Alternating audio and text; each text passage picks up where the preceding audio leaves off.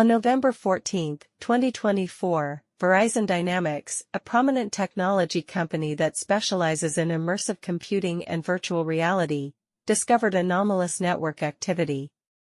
P-Alto Security, the organization's intrusion detection system, detected that between 10 o'clock and 11 p.m., outside of Verizon's regular work hours, confidential files were being accessed and copied from a secure file directory, along with an unexpected outgoing HTTPS connection to an external mail server. The accessed files contained highly confidential information involving the proprietary source code of Verizon's unreleased product. The files were copied to a personal USB drive and were later emailed out to an unidentified recipient who was not linked to the company using a personal email account signed in on the work computer itself. This activity was detected just the night after the company received a huge tender from a renowned multinational company, Nexus, who was interested in investing into Verizon's latest facial tracker software. Internal suspicion grew as the accessed files and source of the files should only be accessible and known to the employees working on the software.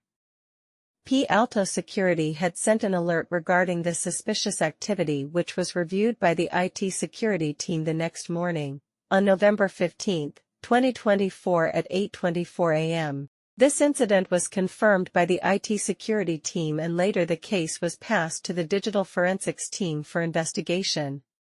In this investigation, I was playing the role as a digital forensics analyst in the team.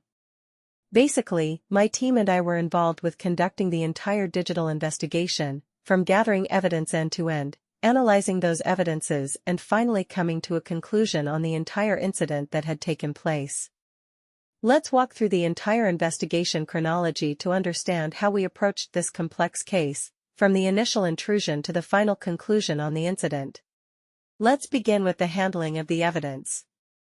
The first vital step in handling such a case is the handling of the evidence. In order to keep it intact and acceptable in court, evidence was collected with the help of forensic methods to keep it reliable and authentic. The evidence was also well protected to keep it from any type of damage that would result in loss of information. Our investigation began with an alert from the P-Alto security system indicating that confidential files were accessed outside regular office hours. The system also detected that those files were transferred to external unauthorized destinations. To recreate the timeline of events, determine how the breach occurred, and ensure that our conclusions were based on accurate and sound facts, we endeavored to find and collect as much information as possible. We reviewed the security logs that had been provided to us by P-Alto Security and which also provided us with a directive on how to review server, workstation, and firewall logs to monitor data transfers and unauthorized access. The suspected employee's computer was taken into custody as it should contain crucial evidence to confirm the data breach, such as file access logs, records of connected devices, and user activity. The computer and the connected external storage devices were thoroughly analyzed to determine if confidential files were accessed and transferred. Before we accessed any data, we connected both the internal hard drive and external USB drive to our forensic workstation using write blockers. Write blockers are hardware devices that allow us to read and copy data without making any changes to the original device. This keeps any data from being written, changed, or corrupted, which maintains the authenticity and admissibility of the evidence. The second step was to create bit-for-bit forensic copies of the employee's computer and the external USB drive that was connected to it with FTK Imager. This enabled us to work from perfect copies of the data and left the original devices intact and available for admission into legal proceedings. The image was taken as an E01 expert witness format file, a widely used format in digital forensics since it allows for metadata, compression, and checksums for integrity. The network logs and server logs that were pertinent were also cloned. We then utilized the use of autopsy to examine file access logs and metadata. This allowed us to understand which files were accessed or altered, when they were last accessed or copied, and if any files were recently deleted to hide evidence. We also compared timestamps to correlate file activity with known after-hours access times. We used USB2View to generate a complete history of USB devices that were previously connected to the system. The program enabled us to verify the date and time the external device had been connected as well as the serial number of the device which implicated it. Later, the files on the USB device were compared with those on the employee's computer by using hash values, SHA-256, to ensure they were exact copies of the transferred confidential files. In case a file hash from the USB had been compared with a confidential document on the internal system, it was considered evidence of unauthorized file transfer. Windows Event Viewer was utilized to extract logs that reflected system activity, including login sessions and USB device insertion times. Logs were utilized to create a timeline of activities executed on the machine which involved a direct correlation between file access, USB activity, and potential email transmission. First of all, our digital forensics team performed a full analysis of the suspected employee's computer to track how and when confidential files were accessed and whether they were copied to external storage. We loaded the disk image into Autopsy to view detailed metadata for specific files of interest. Several confidential source code files were last accessed between 10:08 p.m. and 11 p.m., which are outside company working hours. Windows Event Viewer helped build the timeline further where the logs show that the employee had signed into the work computer at 9:54 p.m., when there was no one in the office's building. A removable device was inserted to the computer at 10:31. The computer was then shut down at 10:57. The source code files resided in protected directories only accessible by selected employees. The modified, accessed, and created MAC timestamps confirmed that these files were opened during that timeframe. The recent docs registry key and recent folder in the user profile showed a direct trail of the documents opened during that night. Specifically, source code files with extensions .cpp, .java, and .kt were accessed on that night at around 10:11 p.m. Timestamps also indicated that the big folder containing these source code files named Nexus_Face_Tracker was compressed into a .zip file at 10:23 p.m. to reduce the size of the folder before it was copied. The application logs showed that the source code editor had also opened the project files during that period. However, no modification to the source code was done.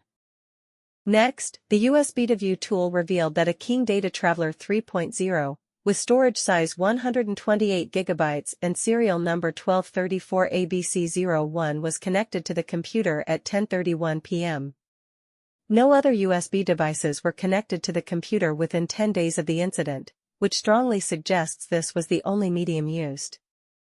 It was also confirmed that a file named Nexus_Face_Tracker.zip was accessed on the USB drive. The Windows registry, which stores information about connected USB devices, contains the timestamps of when the device was first and last connected, the serial number of the device, and also the name of the USB device. This trail matched the files identified in the suspected email and USB activity. The .zip file was then deleted upon transfer. The file was deleted just minutes before the computer shut down at 10:57 p.m., which was then recovered from the recycle bin by the investigation team. This led the investigating team to review the company's email server logs. There was only one email that was sent out outside working hours, at timestamp 10:42 p.m., with the sender being the suspected employee itself. The content of the email had one file attached with the file named Nexus_Face_Tracker.zip, which was sent to an email address not whitelisted by Verizon. During the investigation, a thorough review of email systems, browser artifacts, and proxy logs revealed unauthorized communication activity. Evidence pointed to the use of personal webmail services for the exfiltration of confidential files. The browser history and cache also revealed that the inbox feature in mail.google.com was accessed at 10:39 p.m., which is external to Verizon, as the work email domain used and authorized by the company is only mail.verizondynamics.com.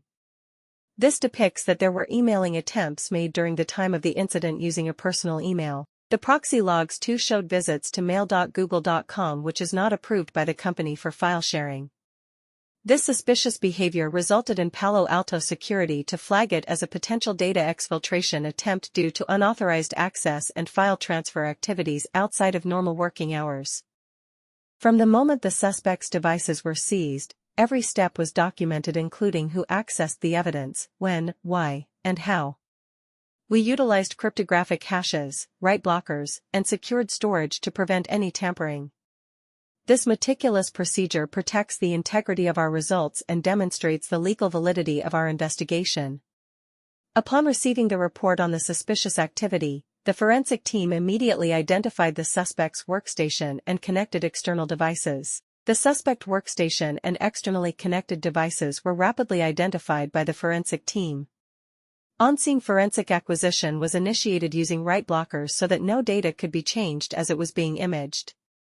Internal hard disk and external USB were imaged using FTK Imager, where all images were saved in E01 format.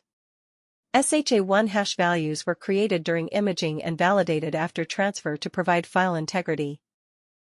Our investigation uncovered a distinct incident of insider data exfiltration. Confidential product source code files were accessed from a workstation of an employee after office hours. The files were copied on an unauthorized external USB drive and then sent via a webmail account, bypassing the company's secured communication channels altogether. Evidence from computers like disk images, email logs, proxy traffic, and browser activity history substantiates the intentional endeavor to pilfer the confidential corporate information from the premises without any authority. Forensic analysis reveals that the files were accessed from internal shared drives using a legitimate employee user account, copied to a personally owned USB flash drive that was not registered with the IT department, and then emailed using a personal webmail account, Gmail, through an incognito browser session to avoid network detection. This series of events points to a highly planned effort to circumvent company security and release sensitive intellectual property from company's control. The primary suspect in this case is Mr. Kenny, a senior software engineer in the R&D division, who had legitimate access to the highly confidential source code repositories as part of his role. Having completed the digital forensics analysis, we now move on to our recommendations. Our first recommendation is that legal action should be taken by the company. Internally, HR must initiate disciplinary action against the culpable employee founded on company policy and the gravity of the offense. Next, we must tighten policy and technical controls to prevent future incidents. Restrict the use of external devices, and the pre-approved, encrypted USB drives only ought to be allowed. Deny all USB access by default. We suggest compulsory cybersecurity training, conducted periodically, with emphasis on insider threats and safe data handling. Make employees aware that misuse of company data can result in termination of employment or prosecution. A strong defense begins with knowledgeable employees. Finally, we need to improve access controls on the company's systems. Hold regular audits to examine and invalidate outdated or superfluous permissions.